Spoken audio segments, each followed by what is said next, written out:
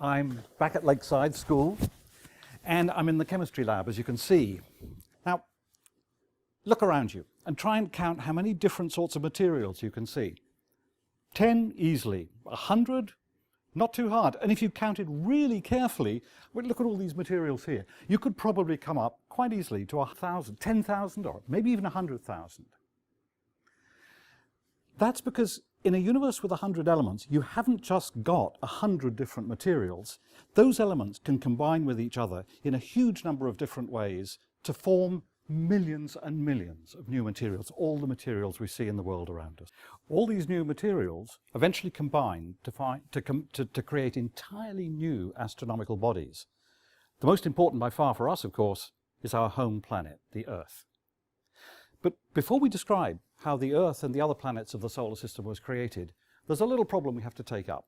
You'll remember from the last unit, we saw that all those new elements that were created made up only 2% of all the atoms in the universe. Yet if we look at our Earth, we'll find that 90% of the Earth is made up of elements like iron, oxygen, silicon, magnesium, and other elements created in supernovae and dying stars. So how did they get concentrated like this to form planets and bodies like that? Now, before I give my answer, I'd like to ask if you have any ideas about how that might have happened. To answer these questions, we must think about chemistry. Now, chemistry is all about how different elements link up, how their atoms link up to form what we call molecules. How atoms link up depends very much on the arrangement of their electrons. Some elements, such as helium, are very, very stable. They hardly ever link up with other atoms. In fact, they're known as the noble gases. It's as if they're too snooty to join up with other atoms. You'll find them on the right side of the periodic table, by the way. But most atoms really like to link up with other atoms. We say they're reactive. Hydrogen and oxygen, for example, are always looking for chances to link up with other atoms. If you see burning or you see a flame, what you're really seeing is oxygen linking up really violently with other atoms. It's very reactive indeed. Now, when atoms join together, we call them molecules. Each molecule has its own distinctive qualities, which may be very different from the elements of which they're formed. For example, hydrogen and oxygen are both gases, but when they combine, they form a very, very familiar liquid, water, H2O. And water has qualities completely different from both hydrogen and oxygen. Different types of molecules also have different types of bonds. Some bonds are extremely rigid, but others are very flexible. Some are very strong, very hard to break. Others are very easy to break. So there's a huge variety of different types of links between molecules. Carbon, for example, can link up with itself to form diamonds. Now, in a diamond, the bonds are extremely strong and extremely rigid, so a diamond is very tough indeed. But carbon atoms could also link up with themselves to form a very different material, graphite. Now, graphite is the lead in a pencil. It's very soft stuff indeed. So different bonds make a lot of difference. Now, these different types of links, different types of bonds, mean we have a huge variety of different types of materials. That's what explains the huge variety of these materials. But note that it's mostly elements other than hydrogen or helium that make up these chemicals. And that's one reason why when we talk about rich chemistry, we're talking mostly about that tiny 2% of elements from the periodic table.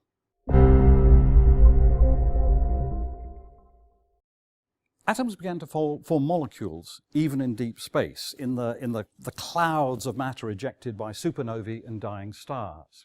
How do we know this? Well, using spectroscopes, we can tell what elements and what chemicals are out there. And we know there's water, plenty of ice, carbon dioxide, ammonia, acetic acid, a whole range of simple molecules that are very familiar in daily life. There are also lots of silicates. Silicates are molecules made from silicon and oxygen, and they make up most of the rocks in the Earth's crust. Now, in space, these molecules, which were pretty simple, by the way, they included 10 to 20 atoms, at most 60.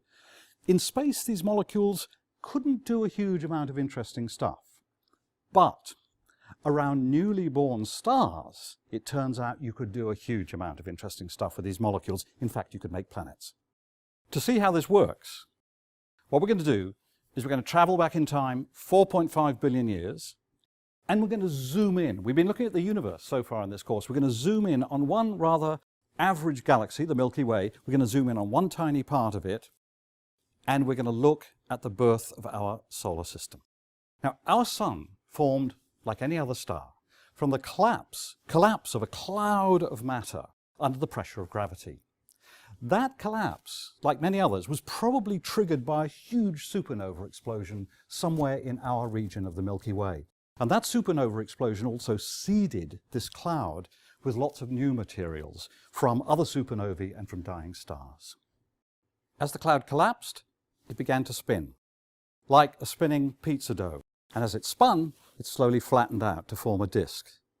Now, this is something that happens throughout the universe, which is why the universe is full of flat disks, from the Milky Way itself to our solar system, even to the rings around Saturn.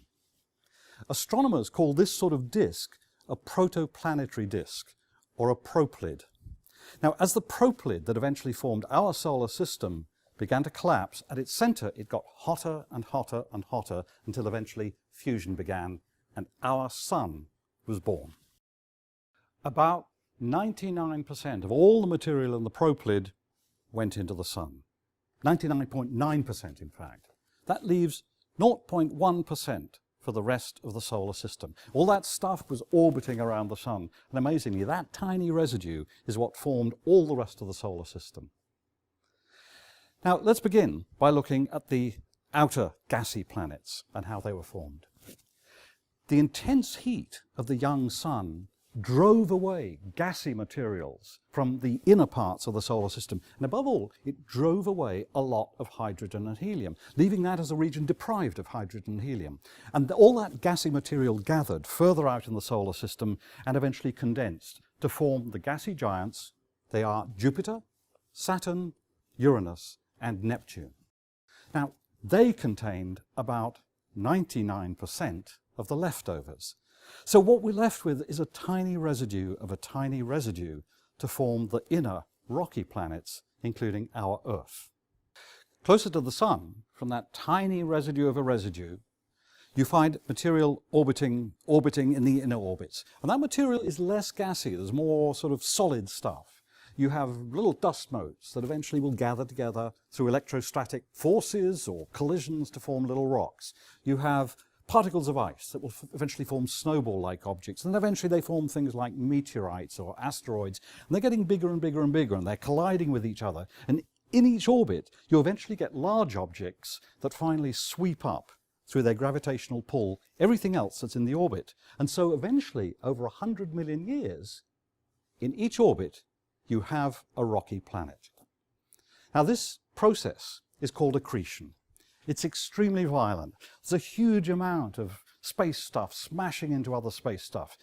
And if you want to be persuaded how violent it was, get out a pair of binoculars and look at the moon one night and look at those craters. Those are evidence of how violent the process of accretion was. Our moon was probably created when an object, perhaps the size of Mars, collided with our Earth, our young Earth, and it gouged out a huge chunk of the Earth. And that stuff orbited around the Earth and slowly accreted to form the object that we call the moon.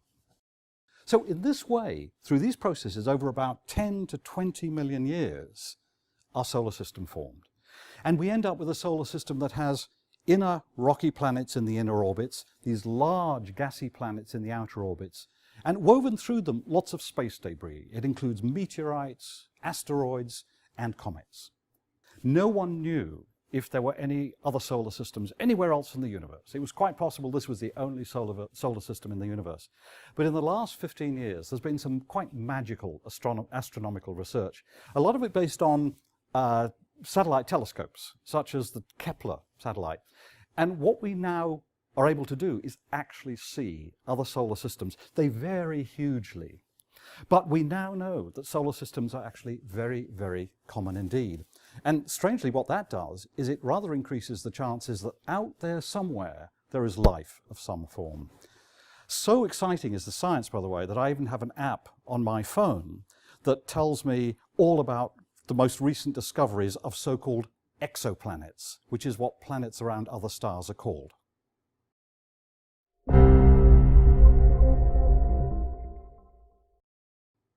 let's return to the problem we began with in this unit.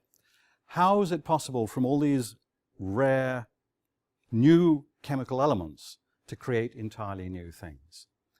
And I hope by now we have the beginnings of an answer. First, we saw that chemistry links chemicals to form simple molecules, a whole range of new materials. They're floating through space. And secondly, we saw that in the environments, and we can call them the Goldilocks environments, around newly formed stars, those molecules get smashed together. They get brought together by chemistry and by gravity and by electricity to form objects like dust motes, meteorites, asteroids, and eventually planets and solar systems. Now, we regard the creation of solar systems as the fourth great threshold in this course. And that's because planets, and in particular rocky planets like our Earth, are significantly more complex than stars. They are more complex because they have more internal structure, but they are also much more complex chemically. They contain a much greater diversity of materials. Okay, now I've worn this lab coat throughout the whole lecture, even though I'm a historian. I think it's time to take it off. But I hope you're beginning to see that what's happening is that our universe is getting more complex, more diverse, and more interesting.